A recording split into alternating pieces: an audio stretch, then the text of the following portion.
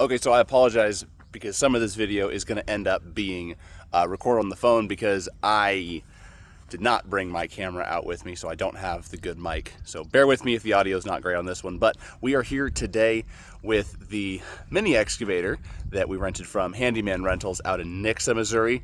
Really great guys to deal with, super helpful, super smooth pickup, really well priced. We'll see if the equipment works as well as I think it will, but you know, that's kind of whatever. But we've got the mini excavator, and the reason we have that is because we have to dig up my brand new driveway, because that box right there is the meter on the house, and we have to connect it to that box, which is the transformer. So because I wanted to put the conduit under the driveway before we installed the driveway, we needed a driveway so we could get in and out in the rainy and wet, and the power company said no.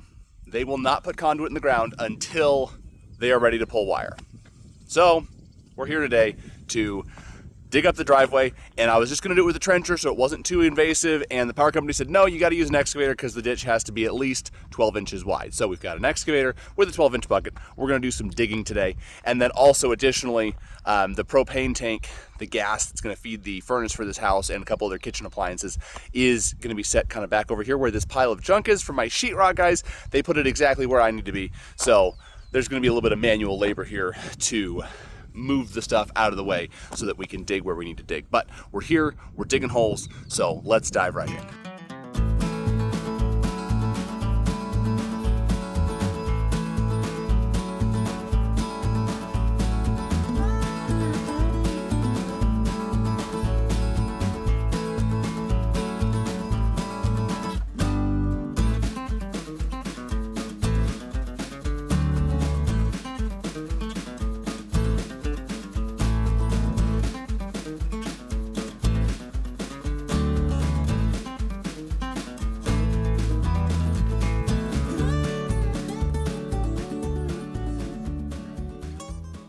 Well, in case it's not obvious, it's a new day, and we've got the excavator back loaded up on the trailer, and I've got a lovely sunburn going on. I am definitely a redneck now, in case that wasn't abundantly clear before this episode.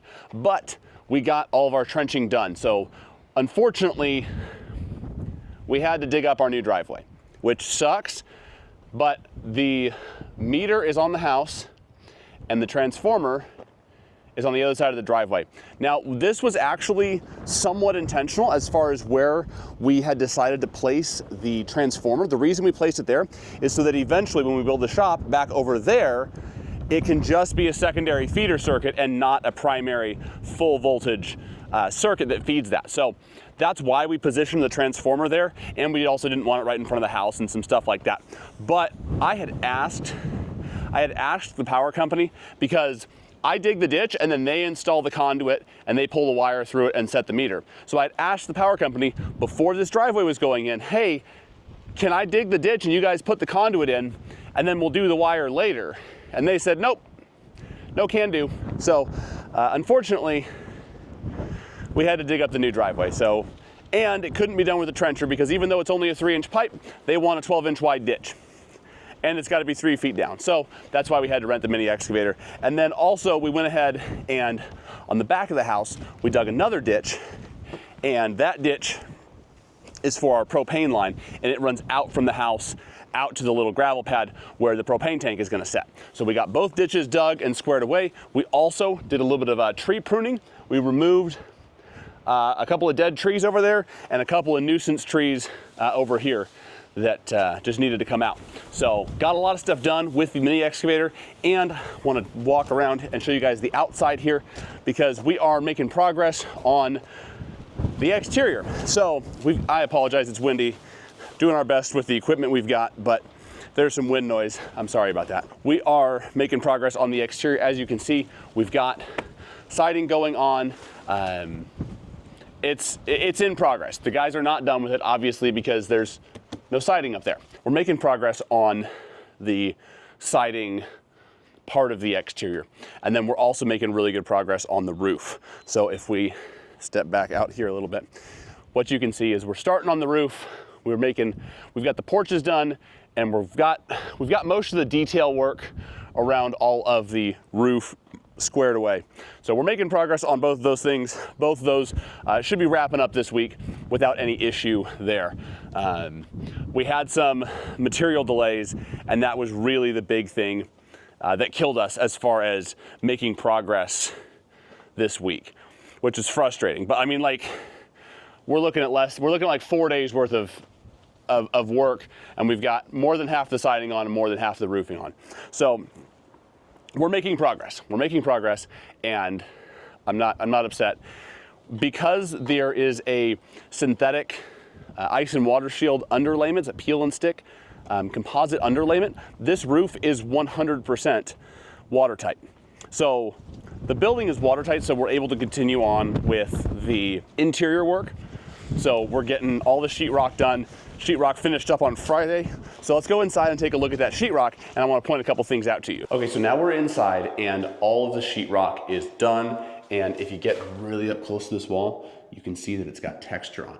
So we sprayed texture on Friday. The guys are gonna be coming back in on Monday for some final like touch up little detail areas. There's a couple of spots that need some touching up, and then their final clean out is gonna happen on Monday. So as you can see in this wall behind me, there's no longer a gaping hole. So we did get our electrical boxes set and both of those holes in the sheetrock patched, which was the big thing we were wanting to do, because with both of these, I don't want to be able to see the patch. And so it was very important that we got the patch done before we sprayed texture. That way the texture is the same all the way across all of it, and there's no issues with any of that. So we did get textured, and that's really good. So we are scheduled to paint on Tuesday of this week. So that's gonna be, that's exciting, because once the paint is done, hang on, I am really popular. Yes, sir. Okay, so that was my roofing installer that just called me, because they were actually here working earlier today and then they left. The wind has picked up pretty substantially, and it's getting to a point where they can't handle 30-foot sheets of material without the wind catching them and potentially doing damage. So that's why they stopped for today. That's why the roof is kind of in a like mostly done state. But either way, it doesn't matter. We're gonna get the roof done on time, and everything's moving forward. So paint's coming in on, what do we say? Paint is Tuesday, kitchen cabinet install is Thursday. Yeah, kitchen cabinet install is Thursday. As soon as the paint's in, all the trim out guys are gonna get started on all the trim out stuff. So we are, like, this week is gonna be crazy as far as like what it looks like now versus what it's gonna look like by the end of the week. Our permanent power should be installed probably on Wednesday, is what it sounds like. And that will mean that we've got power to the building. And then once electrical trim out happens, we'll have lights and all that sort of stuff. And hopefully we can get to that point. I'm hoping to get the well pump installed towards the end of the week, if possible. But again, there's a bunch of moving parts. This week's gonna be really crazy. So if you guys are not interested in long, boring videos of me talking about sheetrock, make sure you watch the next video, because it's gonna be there's gonna be a lot of stuff happening and a lot of progress. So I'm really, really excited about that. On the subject of watching your subs very carefully, I discovered an issue today with the framing work, which obviously we have sheetrock on. This is a bad time to find problems with the framing. But the problem with the framing work is my framers did not read the plans and read the dimensions for the interior doorways. And so we have doorways that are not standard. I mean, they're it's kind of standard, but like the bedroom doorways are 34 inches when the plans call for a 30-inch door. And there's doors that are 32 inches where the plans call for a 30-inch door. All these doors on the inside of this house were supposed to be the same width. All the interior doors are supposed to be 30-inch doors. That's what the plans say. And I didn't measure them because it's an interior door. It's like, it's about the shape of a door. It's fine. But with a tape measure today, because we had to order doors. This door behind me here is 34 inches. That door is 32 inches, and they're both supposed to be 30 inches. So, and we've got sheetrock is on and textured, so we can't just add some more framing, you know, put a 2x4 frame inside of the door frame and call it good, because I don't have trim that's gonna be wide enough to cover the sheetrock, because if we were to do that, there'd be a gap here where there'd be lumber exposed. So we're gonna have to special order some doors, which is kind of irritating because it shouldn't have happened. But at the same time, this is one of those things of, I should have caught it. So I guess I can't be too mad about that. But we are making really good progress. I am super, super pumped. And yeah, like things are gonna start popping really soon. We are moving in 2 weeks. 2 weeks from today. 2 weeks from today, we are gonna be moved in. Like it's ridiculous, it's crazy. We should be fine as far as scheduling and getting to that point, but it's gonna be tight. It's gonna be really tight.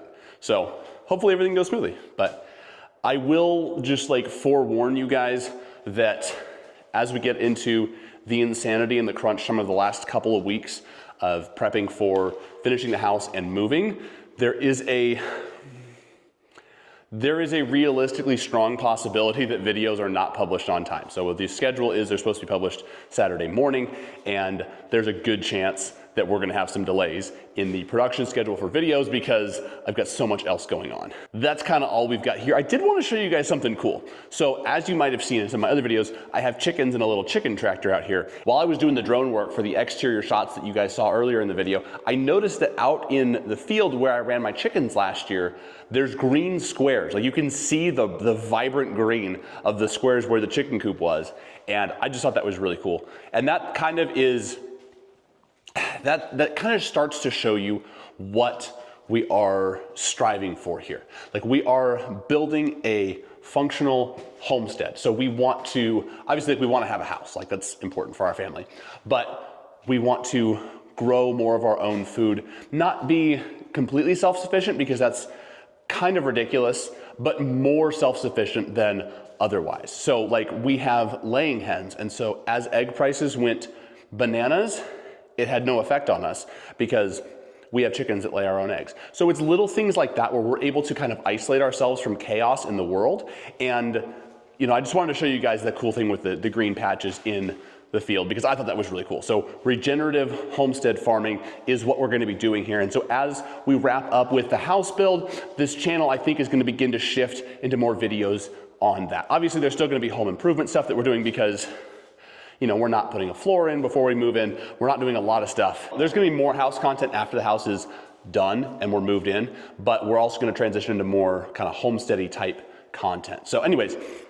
if you're interested, if you care, I don't know, it doesn't matter to me. This is a crazy journey that we've been on and I'm so excited to be able to share it with you guys and share this just the good, the bad, the ugly. Like there've been some really hard things on this journey and it's been a wild ride. Like that's it.